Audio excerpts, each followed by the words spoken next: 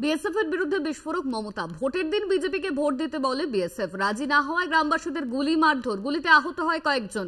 আক্রান্তের অভিযোগপত্র হাতে নিয়ে দাবি মমতার, কেন্দ্রীয় বাহিনীর এত বড় সাহস, কমিশন দয়া করে চোখ খুলুন। বালুরঘাটের সভায় মন্তব্য মমতার, কমিশনের নালিশ জানাতে নির্দেশ।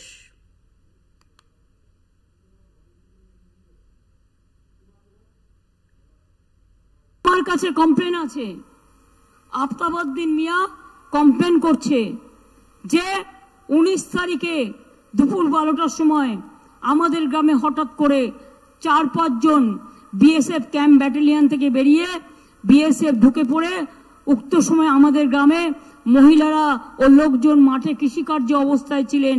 বিএসএফরা আমাদের লোকজনকে ডাক দিলে কিছু লোক তাদের কাছে যায়, তারা বিজেপিকে ভোট দেওয়ার জন্য চাপ সৃষ্টি করতে থাকে। তখন আমাদের গ্রামের উপপ্রধান উক্ত স্থানে এসে দাঁড়ান, উক্ত ঘটনার প্রতিবাদ করেন।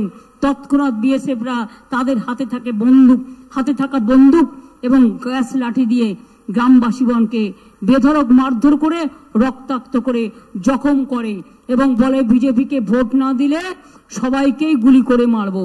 এত সাহস! ছেড়ে দেবেন সাধারণ মানুষ? What is this going on? একটা nuisance is going on. What nuisance is going on? This is the complaint letter of the victim family. যার গুলি লেগেছে বিএসএফ এর, সে বলছে the villagers are complaining that BSF is asking them to vote for BJP. If not, then they will fire on the villagers. আমি ভেবে পাই না অডাসিটিটা কোথায়। May I request the election commission, please open your eyes. Please open your eyes and take necessary care. আমি বলবো আমার প্রার্থীকে এটা আমাদের হেডকোয়ার্টারেও পাঠান, আপনারাও ইমিডিয়েট কমপ্লেন করে ইলেকশন কমিশনকে। এই নিয়ে আমরা কথা বলেছিলাম বিজেপি সাংসদ শ্রমিক ভট্টাচার্যের সঙ্গে এবং সিপিএম নেতা বিকাশ রঞ্জন ভট্টাচার্যের সঙ্গে। কি বলেছেন শোনাবো।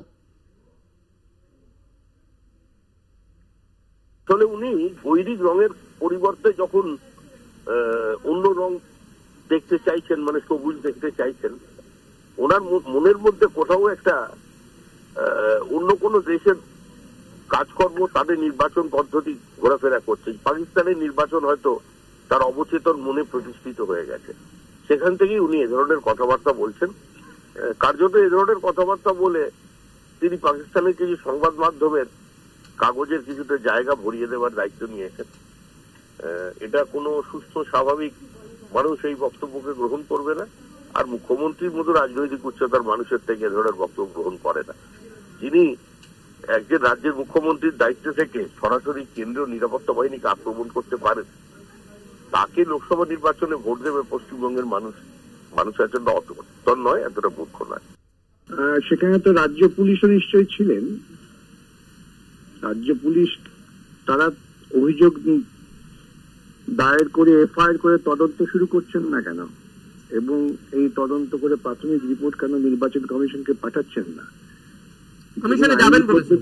হ্যাঁ, যাওয়া উচিত। যাবেন তো উনি অনেক কথাই বলেন, কিন্তু কখনো আমরা দেখি না এফেক্টিভলি গেছেন। যাওয়া তো উচিত। এত বড় একটা অভিযোগ নিয়ে তো লড়াই করা উচিত।